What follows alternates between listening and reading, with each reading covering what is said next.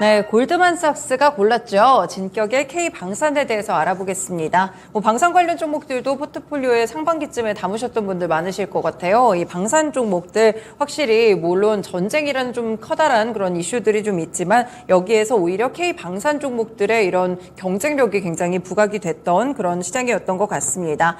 일단 골드만삭스에서 이번에 우리 시장을 투자할 때 K방산 종목들이 좋다라면서 픽으로 또 꼽았더라고요. 네. 자세한 내용이 좀 어떻게 될까요? 지난주 금요일장에서 한화 에어로스페이스가 한 8% 정도 상승을 하면서 마감을 했고요. 웰크론도 7%, 현대 로템도 5%, 다양한 방산주들이 좀 강세를 보였었던 것 같아요. 네. 오늘도 일부 종목들이 상승세를 보이고 있는데 이제 골드만삭스에서 한국의 방산주를 이렇게 픽을 했기 때문인데요. 네. 지금 골드만삭스에서는 내년 아시아 증시에서 기대되는 투자처 중에 이제 한국 증시를 좀 꼽은 바가 있고요. 그 중에서도 방산주가 굉장히 매력적인 업종이다라고 이야기를 했습니다. 물론 방산주 같은 경우에는 국제 정세가 좀 어떻게 변화하느냐에 따라서 영향을 받을 수도 있지만 지금 미중 패권 전쟁부터 시작해서 러시아 우크라이나 전쟁 또 이팔 전쟁 등의 과정에서 전 세계적으로 막 이제 공동체적인 느낌보다는 네. 약간은 국제적인 협력이 약화되는 모습들이 연출이 되고 있습니다. 그래서 최근에는 이제 국제 정세가 각자 도생의 시대다 이런 언급들도 참 많이 나오고 있는데요. 네. 물론 이제 협력을 통해서 공공의 목표를 달성하는 부분들도 일부는 있지만 그럼에도 불구하고 이제 각국은 자신의 자국의 이익을 좀 중시하는 쪽에 조금 더 포커스를 맞추는 쪽으로 중요해지는 모습인 것 같습니다. 그래서 이런 각자 도생의 국제 정세 같은 경우에는 내년에도 이렇게 막 크게 달라질 것 같지는 않고요. 이게 약간 향후 좀 몇 년간은 지속되지 않을까 싶고요. 그렇게 된다면 결국에는 각 나라에서는 국방비를 늘릴 네. 수밖에 없는 부분인 것 같습니다. 네, 그렇군요. 아무래도 말씀 주셨던 대로 지금 21세기인데도 불구하고 무력 전쟁이 좀 심화되고 있는 것 같아요.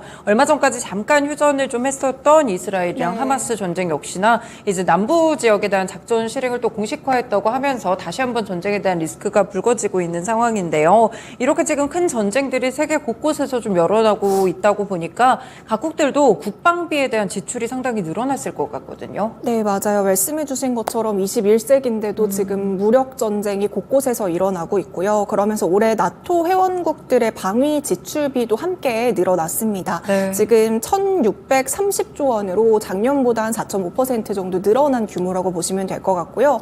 이 나토 회원국 중에서 한 그 방위비의 68% 수준을 차지하고 있는 게 미국이에요. 미국 같은 경우에는 올해 국방비 지출이 1,110조 원으로 전년 대비 한 3%가량 늘어났다고 보시면 되겠습니다. 네. 이런 국방비 지출에 대한 확대 기조는 올해뿐만이 아니라 내년에도 이렇게 쭉 이어질 것으로 보이는데요. 특히 이제 러우 전쟁 이후에 유럽 국가들 쪽에서 국방비 지출이 많이 늘어나고 있다라는 것들이 보여지고 있어요. 네. 지금 독일이나 영국이나 프랑스 등과 같이 유럽의 좀 주요 국들을 포함해서 2024년도 국방 예상을 발표한 국가들 모두 이제 방위비가 큰 폭으로 증가했다라는 것들을 확인을 할 수가 있는데요. 일단 독일 같은 경우에는 이제 보통 국방비를 GDP 대비 몇 % 증가시키느냐 이렇게 좀 구분을 하고 있는데 네네. 독일 같은 경우에는 GDP의 한 2%를 넘기는 쪽으로 내년 국방비 예산이 편성이 됐고요. 영국 같은 경우에도 장기적인 방위비 목표를 GDP의 2.5%까지 늘리겠다라는 목표를 언급한 바 있습니다. 네. 그리고 프랑스 같은 경우에도 2024년 방위비를 이제 전년보다 올해보다 한 7.4% 증가시키겠다라고 이제 언급을 했고요. 특히 이제 우리나라 방산 기업들이 아무래도 이제 폴란드 쪽에 무기 수출을 굉장히 많이 하고 있는데요. 맞죠. 폴란드 같은 경우에는 GDP의 4% 이상을 방위비로 국방비로 측정하겠다라고 밝혔고요. 앞으로는 차츰차츰 이것을 조금 더 늘려서 기존의 4%에서 GDP의 5%까지 장기적으로 늘려갈 예정이라고 합니다. 네. 이렇게 이제 나토 회원국들도 국방비를 늘리고 있는 가운데 중국이라던가 러시아 같은 경우에는 아직 나토 회원국이 아니잖아요. 네네. 이쪽 나라들도 이제 국방비를 함께 늘리고 있는 추세인데요. 일단 러시아 같은 경우에는 예산의 한 30% 수준이 국방비 예산으로 사용하고 있는데 최근에 러시아에 향후 3년 동안의 국방비 예산 편성 승인 서명이 있었어요. 그 내용을 좀 살펴보니까 내년에 러시아 같은 경우에는 국방비를 올해보다 70% 더 넘게 지출하겠다라는 네. 데 이제 서명을 했다라는 거죠. 그래서 이제 우크라이나 침공이 시작된 지난해보다 러시아 같은 경우에는 내년에 2.5배 수준으로 국방비를 늘리겠다라고 이제 언급을 했고요. 사실 이렇게 국방비를 늘리게 되면 불가피하게 다른 쪽으로 복지를 좀 줄일 수밖에 없는 그렇죠. 부분이 네. 있잖아요. 그럼에도 불구하고 러시아는 내년에 국방비에 큰 힘을 실어주겠다라는 의지를 보여주고 있고요. 이제 중국 같은 경우에는 막 구체적으로 우리의 국방비가 얼마다라고 이제 구체적으로 얘기를 하고 있지는 않지만 러시아와 비슷하게 혹은 그 이상으로 좀 군사비에 지출을 하고 있는 것으로 예상이 되고 있습니다.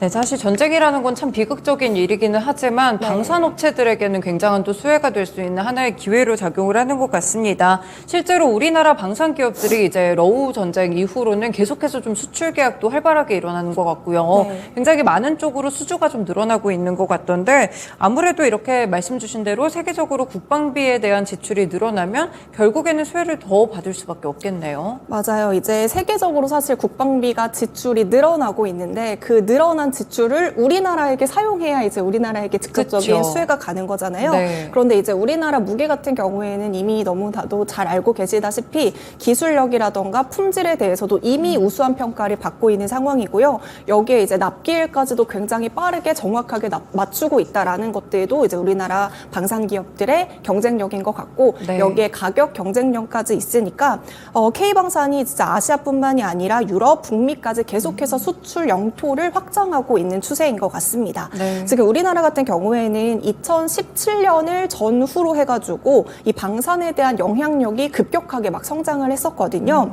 2013년에서 2017년까지만 하더라도 이제 방산 규모가 지금처럼 막 크지는 않았어요. 그런데 네. 2018년부터 2022년 방산 수출에 대한 규모가 그 이전과 비교했을 때 75% 이상이나 급성장할 정도로 정말 단기간에 많이 그 성장 수준이 기술력이 끌어올라왔다라고 볼 수가 있을 것 같고요.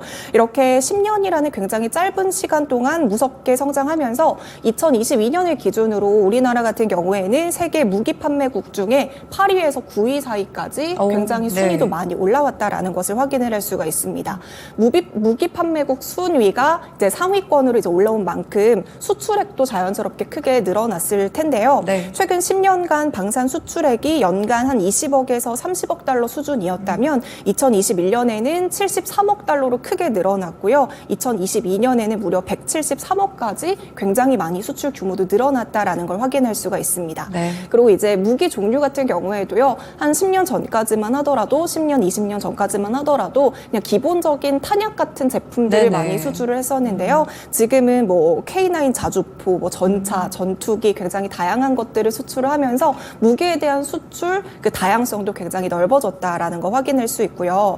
반면에 우리나라가 이제 무기 수출국으로서 입지를 다지고 있는 반면에 중국이라던가 러시아 같은 경우에는 아무래도 이제 전쟁을 겪게 되면서 서방 국가들이 많이 제재를 했겠죠. 네. 그 과정에서 수출이 한 20%에서 30% 수준으로 감소한 모습들이 연출이 되고 있고요. 그 공백들을 우리나라가 이제 잘 채워가고 있는 상황입니다.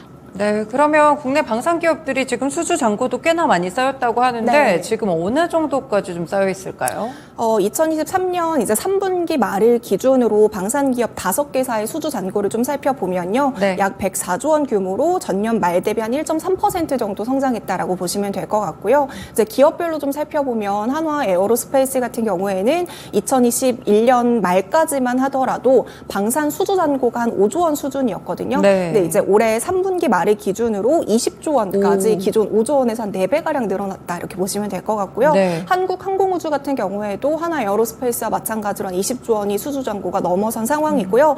LIG 넥스원이랑 뭐 현대 로템 같은 경우에는 각각 한 12조 원, 5조 원 수준까지 이제 수주 잔고가 채워져 있다라는 거 확인할 수 있습니다. 네, 그렇군요. 이전보다 훨씬 더 많이 이렇게 수주가 많이 늘어나고 있는 점을 함께 수치상으로도 확인을 해봤는데 사실 이렇게 수주 잔고가 많이 늘어난 국가 덕분인 게 있어요. 폴란드 쪽에서 네, 상당히 좀 맞아요. 많이 구입을 했다고 하는데 지금 1차 무기 공급 계약에 대한 부분들은 끝난 것 같고 네. 지금 2차가 남았는데 여기서 약간 금전적인 문제가 좀 있다고요. 맞아요. 작년에 이제 국내 방산 기업들이 크게 많이 주목을 받았었잖아요. 네. 그 이유 중 하나가 바로 폴란드와의 무기 계약, 공급 계약 때문이었었는데요. 그 규모가 굉장히 컸습니다. 이제 1차 계약 같은 경우에는 폴란드랑 한 17조 원 규모의 무기 수출 계약을 체결했기 때문에 네. 굉장히 많은 많은 주목을 받았었고요. 그때 이제 현대 로템이나 한화 에어로스페이스 등의 기업들이 이제 폴란드에게 K9 자주포라던가 뭐 천무 다연장 로켓, 뭐 K2 흑표 전차 굉장히 다양한 이제 무기들을 공급하겠다라는 내용들이 포함이 되어 있었어요. 네. 이제 1차 계약은 작년에 이제 끝난 상황이고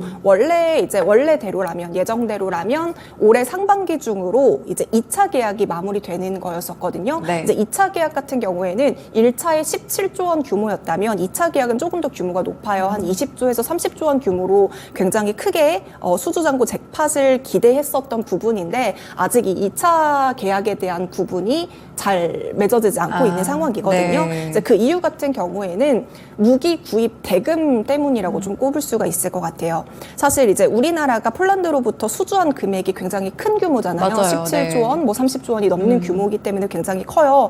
근데 무기 자체가 굉장히 비싸다 보니까 폴란드에서 우리나라에게 이제 무기를 구입은 하고는 있지만 이 17조, 30조를 바로 현금으로 다 일시불로 계약하기란 사실상 굉장히 어려운 어렵죠. 부분들이 네. 있습니다. 그래서 이제 우리나라 같은 경우에는 폴란드랑 1차 계약을 맺었을 당시에 17조 원 중에서 80% 수준을 이제 우리나라 쪽에서 저금리 대출이라던가 여러 가지 신용 공여들을 해주면서 금융 지원을 해줬었던 부분이 있었거든요. 네. 사실 이거는 우리나라뿐만이 아니라 무기를 이제 공급해주는 다양한 국가들도 마찬가지로 똑같이 장기 대출 해주면서 무기를 수출을 하고 있는 상황이거든요. 네. 그래서 이번에 2차 계약을 했을 때도 30조 원이라는 엄청난 규모이기 때문에 당연히 폴란드에서는 이거를 한 번에 낼 수가 없어요. 네. 그래서 마찬가지로 1차 계약과 마찬가지로 이번에도 폴란드가 80% 수준을 좀 대출을 해주면 안 되겠느냐라고 요청을 한 상황이었었거든요. 네. 그런데 이제 1차 때도 이미 우리가 80% 수준으로 대출을 해줬던 그쵸. 상황이잖아요. 근데 이제 그때 무역보험공사랑 한국수출입은행이 한 6조 원 가량으로 신용 공여를 해줬던 부분들이 있습니다. 그런데 이제 2차 때를 해줄 수 없는 게 그 한도가 남아있지 않기 그렇겠죠. 때문인데요. 네네. 이제 우리나라 현행법상 수출입은행이 어떤 특정한 대출자에게 자기 자본 40% 이상을 대출을 해줄 수 없도록 법이 정해져 있어요. 그렇기 때문에 지금 한도가 한 1억 원 정도 남아있는 수준이기 때문에 이런 금융지원 한도에 대한 문제로 계속해서 이 2차 계약에 대한 그 성사가 좀 지연되고 있었던 부분이 있었습니다. 아무래도 이렇게 좀 지연이 되다가 혹시라도 2차 계약이 취소가 되지 않을까 네. 이런 걱정도 좀 있는데 나라 차원이나 어떻게 좀 다른 방법으로 해결할 수는 없을까요? 네, 그래도 다행스럽게도 수출입은행 대신에 그 시중 5대 은행에서 이번에 이제 공동으로 대출을 해주기로 했거든요. 네. 그래서 시중은행에서 한 3에서 4조 원 가량의 집단 그 공동 대출을 해주면서 일당 당장 필요한 그 물량들이 있잖아요. 그 규모가 한 3에서 4조 원 규모라고 해요. 그래서 당장 필요한 물량에 대한 금액을 선으로 지원을 하고 조금 더 나머지 금액에 대해서는 조금 더 구체적인 규모라던가 조건에 대해서 협의를 해가지고 단계적으로 이 지원에 대한 금액을 늘려갈 예정이라고 합니다. 네. 그리고 이제 일단은 급한 불을 시중은행에서 꺼준 상황이고요. 이제 어찌됐건 간에 수출입은행에 대한 한도 지원을 좀 규제를 풀어야 된다라는 목소리도 그렇죠. 함께 나오고 네. 있는 상황이에요. 그렇기 때문에 지금 이제 수은법을 개정해야 된다라는 이야기들이 나오고 있는데 이게 최종적으로 통과가 되면 어쨌든 우리나라에 대한 수출 지원 제도도 한 단계 업그레이드 되는 만큼 방산 수출에 대한 모멘텀도 함께 커질 것으로 보입니다. 네, 장기적인 혜택까지 좀 같이 예상을 해볼 수가 있을 것 같습니다. 사실 뭐 2차 계약이랑은 또 별개로 폴란드 쪽에서도 총선과 관련된 이슈들이 좀 불거지고 있는데 정권 교체를 좀 앞두고 있거든요. 이 폴란드 쪽의 리스크는 괜찮을까요? 이제 지난달에는 폴란드에서 총선이 있었어요. 그때 네. 이제 야당 쪽에서 이제 승리를 최종적으로 했었거든요. 근데 이제 야당 연합의 좀 성격을 살펴보면 야당 연합인 시민연당 같은 경우에는 친유럽 연합의 그 성향이 좀 있습니다. 그래서 네. 폴란드가 한국에 대한 무기를 구매하는 것에 대해서 이전부터 굉장히 좀 부정적인 시선을 갖고 있었던 부분들이 있었거든요. 네. 그래서 이제 작년에서도 계속해서 야당 쪽에서 이번에 폴란드 총선에서 야당이 이기게 되면 한국산 무기 구입에 대한 그 계약을 전면적으로 다시 검토할 것이다라는 이야기들이 계속해서 전해지고 있었는데 네. 결국에는 결과적으로 총선에서 야당이 승리를 하게 된 거잖아요. 그래서 이런 부분에 있어서 정권 교체 이후에 정말 한국산 무기 계약 지금까지 했던 거 막 취소하거나 뭔가 이제 뒤집어 엎으면 어떡하지라는 이제 약간 우려들이 있죠. 함께 나오고 있는 네. 상황인 것 같아요. 이제 그도 그럴 게 과거에도 약간 비슷한 이력들이 있었거든요. 과거에도 이제 폴란드가 정권이 교체가 된 다음에 기존 무기에 대한 계약을 한번 취소를 했었던 그런 전력이 있었기 때문에 네. 이번에도 이제 우리나라에게 비슷한 일이 생기지는 않을까. 혹시라도 이제 계약에 대한 축소라던가 뭐 연기라던가 이런 부분들이 생기게 되지 않을까 함께 그런 우려도 존재를 하는 상황인 것 같고요. 네. 하지만 이제 우리나라가 폴란드 쪽에 수출하고 있는 무기의 종류들을 좀 살펴보면 이런 무기들을 당장 다른 나라가 대체할 수 있는 경쟁 대상이 없다고 보시면 될 것 같아요. 그리고 앞서도 말씀드렸지만 우리나라처럼 납기를 굉장히 잘 맞춰가지고 공급하는 네. 나라들도 사실 굉장히 드물거든요. 그렇기 때문에 이런 생산량이라던가 품질이라던가 그리고 납기를 맞추는 나라는 사실상 경쟁이 있는 국가는 없다라고 볼 수 있기 때문에 폴란드에서는 좀 다른 선택사항이 없을 것이라고 보이고 있고요. 이런 멘트 자체가 굉장히 우리나라에 대한 자부심이라던가 이런 네. 게 좀 드러나는 게 아닐까 싶습니다. 네, 그렇군요. 여러 가지 좀 리스크가 존재는 하고 있지만 하나씩 좀 이 매듭의 끈을 풀어가는 것 같습니다. 금융에 대한 지원들도 시중은행 쪽에서 돌파구를 찾아보고 있고요. 이와 더불어서 이 폴란드 쪽에서의 정권 교체 리스크가 있기는 하지만 결국에는 우리나라 방산 기업들의 경쟁력으로 이를 헤쳐갈 수 있지 않을까 싶습니다. 방산 기업들에 대해서 함께 파헤쳐봤습니다. 일부 쉬운 이슈 읽어주기였습니다.